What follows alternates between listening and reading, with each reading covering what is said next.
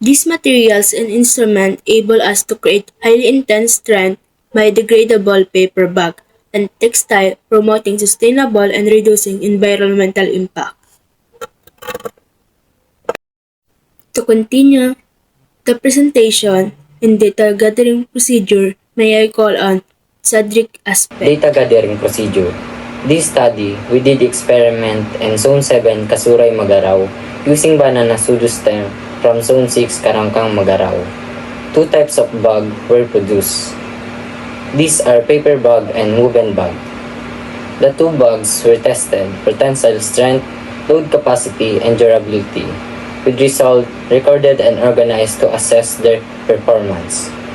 Statistical treatment. Now, let's talk about the statistical treatment. The researcher will use one-way ANOVA, or the analysis of variance. This is a statistical test that allows us to analyze differences between the mean of more than two groups, as noted by Bevans in 2024. In our case, one-way ANOVA is appropriate because we are comparing three groups. And these three are the non-woven banana bag, second is the woven banana bag, and third is the regular plastic bag, which serve as the control group. This test will help us determine whether there are significant differences in performance between the banana-based bag and the conventional plastic bags. By using this approach, we can objectively evaluate whether the developed banana pseudostem are a viable, sustainable alternative to regular plastic. Now may I call on Ms. Nadine Salye for the presentation of results. The results show that among the three types of bags tested, the woven bag demonstrated the highest load capacity at 8.10 kg, indicating superior strength and durability. Both the non-woven bag and the plastic bag carry the same maximum load of 6.90 kg, suggesting they have lower weight-bearing capabilities compared to the woven bag. This implies that woven bags are more reliable for carrying heavier loads, while non-woven and plastic bags may be suitable only for lighter applications. After 30 minutes of load retention testing, the woven bag remained intact with no visible damage, highlighting its strong structural integrity over time. In contrast, the non-woven bag showed visible damage specifically in the handle area, indicating weakness and stress points. The plastic bag exhibited noticeable stretching, suggesting deformation under sustained load. These findings reinforce that woven bags are more durable and resistant to wear, while non-woven and plastic bags are more prone to damage during prolonged use. The ANOVA results indicate that there is no statistically significant difference among the group, as shown by the computed F-value with 0.589, which is lower than the critical F-value with 4.112, and a p-value with 0.573 greater than the typical significance level of 0.05. This means that any observed differences in performance among the bag types may be due to random variation rather than a true effect. Therefore, statistically, the performance differences are not significant, even though practical observations suggest that woven bags perform better. The findings indicate that woven banana pseudostem bags exhibit a consistent and reliable load capacity, increasing proportionally as more items are added, up to a maximum of 8.10 kg. This shows that the materials distributes with weight effectively with only minor variation. In contrast, non-woven bags perform similarly but did not show any added advantage, while plastic bags, although able to carry the load, we're already at risk of failure. Overall, this suggests that woven banana pseudostem bags are stronger, more durable, and more effective alternative to conventional plastic bags. Look at how these bags actually hold up under pressure. In our 30-minute hanging load test, the banana pseudostem bags maintain their fully structural integrity. This durability comes down to the high cellulose content of their fiber, which gives them a natural mechanical strength that resists stretching or tearing. This isn't just our observation, it aligns with research from Hassan and Rizal, who also found that these fibers to have this excellent tensile strength. To ensure our findings were scientifically sound, we ran a one-way ANOVA test on the weight carrying capacity of the different bag types. The main takeaway here is the p-value of 0.573. Since this is the well above the 0.05 threshold, it confirms that there is no significant difference in strength between the three bag types we tested. This final piece is the conclusion, which serve as the verdict of the research. It synthesized the data to prove that banana-based materials aren't just eco-friendly theories, they are functionally equal to the plastic we use every day.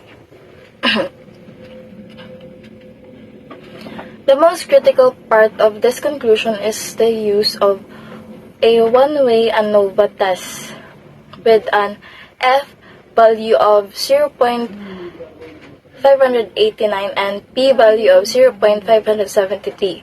The research finds no significant difference in weight capacity. In the world of statistics, as P value greater than 0.05 means the results are similar, that the banana bag or the plastic bag are essentially equals.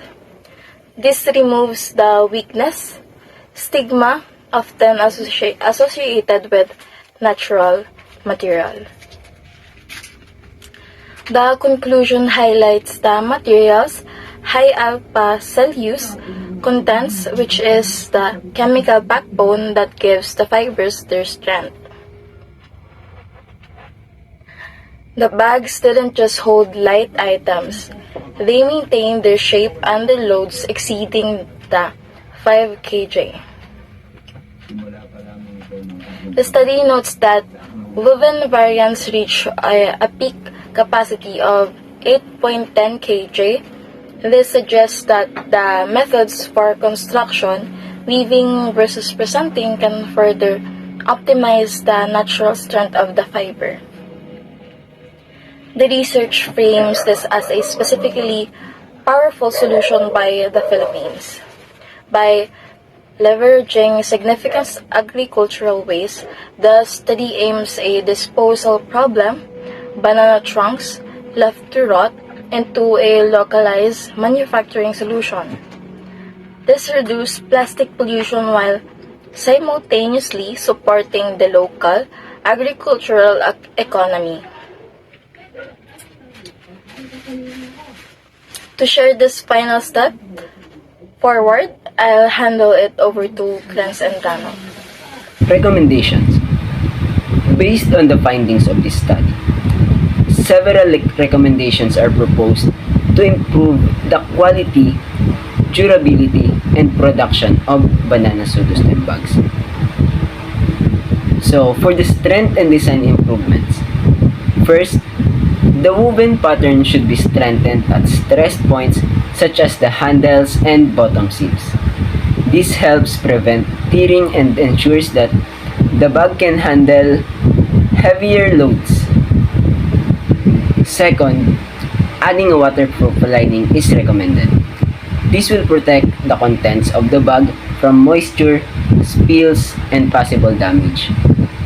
It also recommended to use thicker pseudostem strips to improve durability.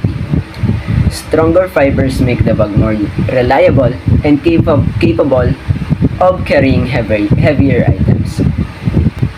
Additionally, The bag should be tested using items of different shapes and sizes.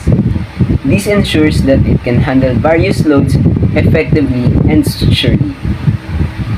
To improve structural integrity, it is recommended to use the outer fibrous layers of the banana pseudostem bags. The inner core lacks strength and it's not suitable for forming durable materials. In cases where material is too thin or porous, a mixture of adhesive and raw fibers can be applied.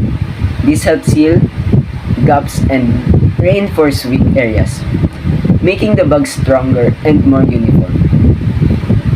For future studies, it is recommended to explore the use of binding agents, whether organic or synthetic.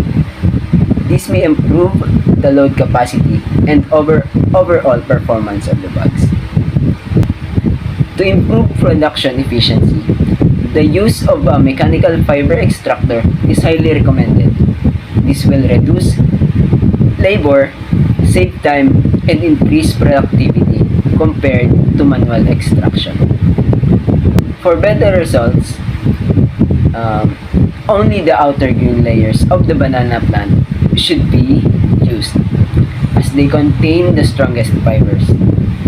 Since one banana plant may not produce enough materials, it also recommended to combine it with fibers. These fibers have higher strength and can improve durability while ensuring a consistent supply of materials. In conclusion, these recommendations aim to enhance the strength, quality, and sustainability of banana pseudostem bags for future use and development.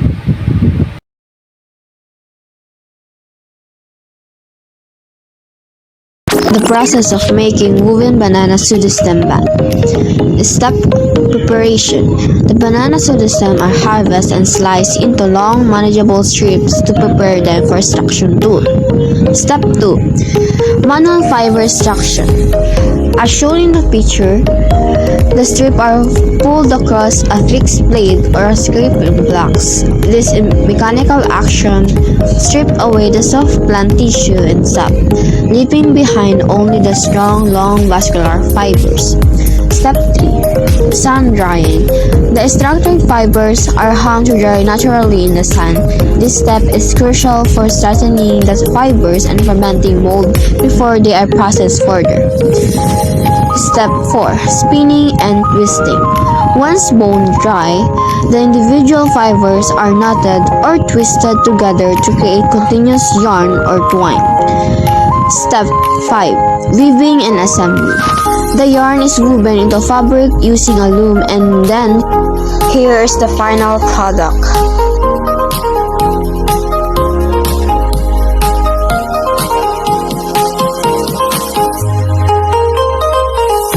Step 1. Preparation. Refine banana pseudostem and harvested it. Step 2. Chopping. Banana pseudostem are chopped into small pieces. Step 3. Cooking. The pieces are boiled in caustic soda to create a pulp. Step 4. Cleaning. The pulp is cleaned to separate the cellulose fibers. Step 5. Blending. The clean pulp is placed in a blender to fully separate cellulose fibers into a fine, consistent slurry. Step 6. Shifting. The slurry is passed through a mesh screen to create flat sheet. Step 7. Pressing and drying. Excess water is removed and the sheets are dried to create a paper-like material. Step 8. Folding and gluing. The dried sheets are converted into non-woven fiber bag. And here's the final product.